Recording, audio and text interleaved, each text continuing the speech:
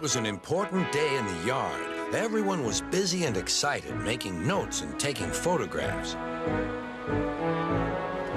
A special visitor had arrived and was now the center of attention.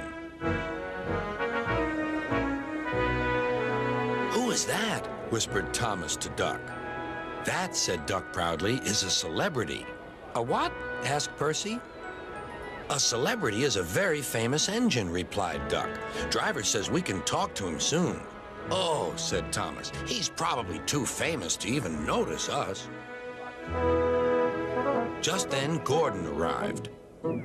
"Puh," said Gordon. "Who cares? A lot of fuss about nothing, if you ask me." And he steamed away. Later that night, the engines found that the visitor wasn't conceited at all. He enjoyed talking to the other engines till long after the stars came out. He left early next morning. Gordon was still complaining. "Good riddance," he grumbled, "chattering all night. Who is he anyway?" "Duck told you," replied Thomas. "He's famous." "As famous as me? Nonsense." "He's famouser than you. He went 100 miles an hour before you were even thought of." "Huh, so he says," huffed Gordon, "but I didn't like his looks. He's got no dome. Never trust domeless engines. They're not respectable. I never boast, but I'd say 100 miles an hour would be easy for me. Goodbye." Duck took some freight cars to Edward's station. "Hello," called Edward. "That famous engine came through this morning. He whistled to me. Wasn't he kind?" "He's the finest engine in the world," replied Duck. Then he told Edward what Gordon had said. "Take no notice," soothed Edward. "He's just jealous. He thinks no engine should be famous but him. Look, he's coming now." Gordon was running very fast. His wheels pounded the rails. "He did it, I'll do it. He did it, I'll do it."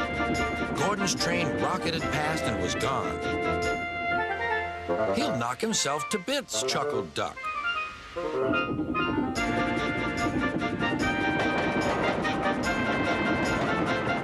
Gordon's driver eased him off. "Steady, Gordon. We aren't running a race." "We are, then," said Gordon, but he said it to himself. Suddenly, Gordon began to feel a little strange. "The top of my boiler seems funny," he thought. "It feels as if something is loose. I'd better go slower."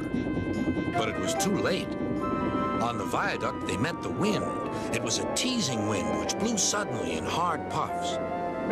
Gordon thought it wanted to push him off the bridge. "No, you don't," he said firmly. But the wind had other ideas. It curled round his boiler, crept under his loose dome, and lifted it off and away into the valley below. Gordon was most uncomfortable. The cold wind was whistling through the hole where his dome should be, and he felt silly without it. At the big station, the freight cars laughed at him. Gordon tried to wheesh them away, but they crowded round no matter what he did. On the way back to the shed, he wanted his driver to stop and fetch his dome. "We'll never find it now," said the driver. "You'll have to go to the works for a new one." Gordon was very cross.